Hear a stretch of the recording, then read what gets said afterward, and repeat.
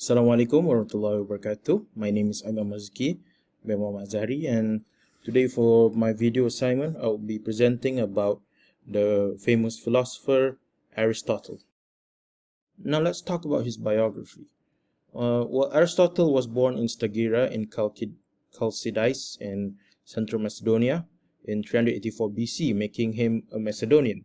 His father Nicomachus was the personal physician to the king of Macedon at the time, and after his parents' death, Proxenus of Aternius, a family friend, I presume, became his guardian. And at the age of 17, he went to Athens to further his studies at Plato's academy for 20 years. Afterwards, he left Athens and traveled through other areas such as Aternius and Lesbos until in 343 BC, when Aristotle was invited by Philip II, the king of Macedon, to tutor his son, the future Alexander the Great. And after tutoring Alexander, he returned to Athens in 335 BC, and it is during this period that led to the authorship of his most famous works such as the Nicomachean Ethics and Politics. Aristotle would later die in 322 BC in Euboea.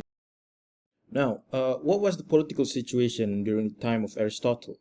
Well, presented here is a map of the Hellenistic world during Aristotle's age, and it shows all the different polities during that time period. The political situation at the time was a time of tension, and during it is a period of the ascendancy of the kingdom of Macedonia or Macedon. It was, like I said, a period of a great political tension between various Greek states, especially Macedon against all the other Greek states. And Athens was especially hostile and suspicious of Macedon under Philip II, because you got to remember, before this, Athens was the premier city-state in Greece. So they considered the Macedonians to be more or less barbarians, not true Greeks like the Athenians. And it is it's because of this that led to Aristotle leaving Athens before he tutored Alexander. Now, as for Aristotle's most famous piece of political writing, it is undoubtedly the book called Politics, or in Greek it's called Politica.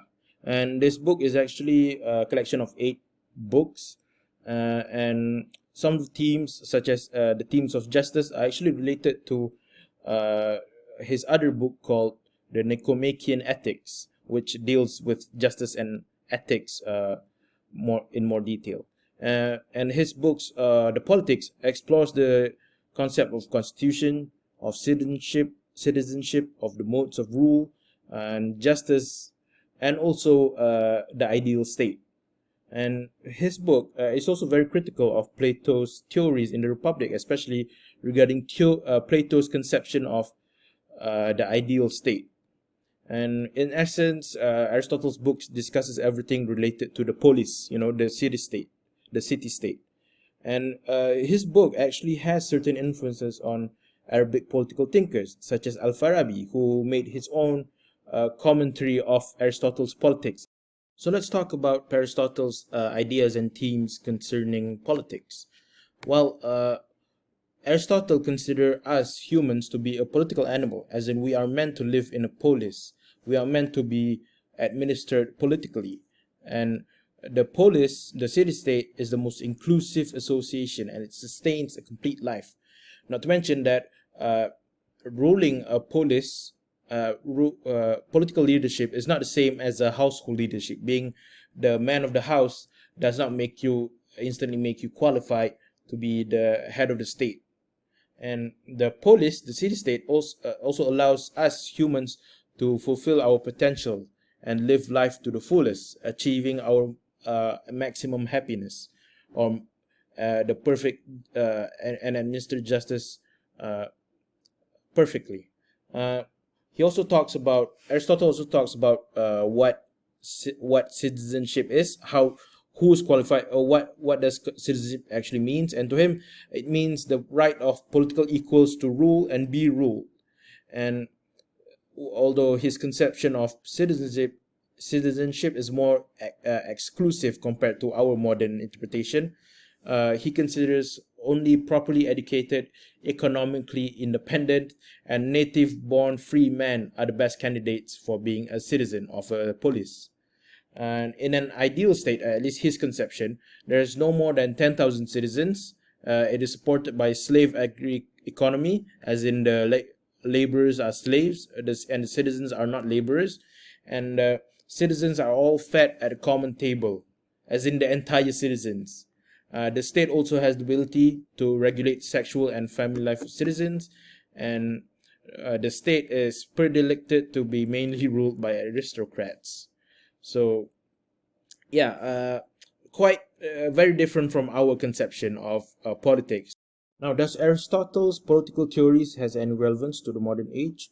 Well, it's quite difficult to fit Aristotle's viewpoint in our modern age, since many of his viewpoints are redundant or incompatible, such as his views of slavery, his stringent candidacy for citizenship, his disdain for democracy. However, his idea for a mixture of democracy and aristocracy does have a certain sort of relevance to our modern politics, since many of the politicians we elected are the children or has connections to former politicians. So there's that. And also, modern democracy is an imperfect democracy, not like his time. We don't. We only elect a representative to the parliament instead of going to the parliament ourselves.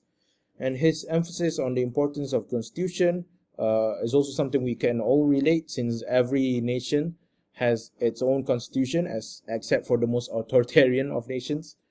And his consideration of state to be prior to the citizens has great resonance to modern authoritarian countries such as China or Egypt, so on.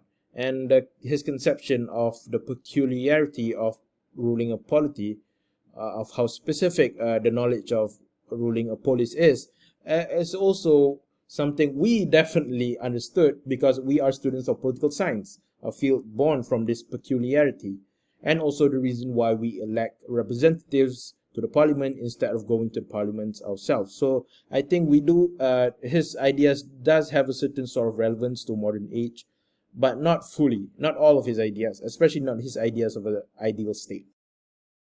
So I hope this video has been informative in giving you a brief summary of the great philosopher Aristotle. So thank you for listening, and Assalamu alaikum.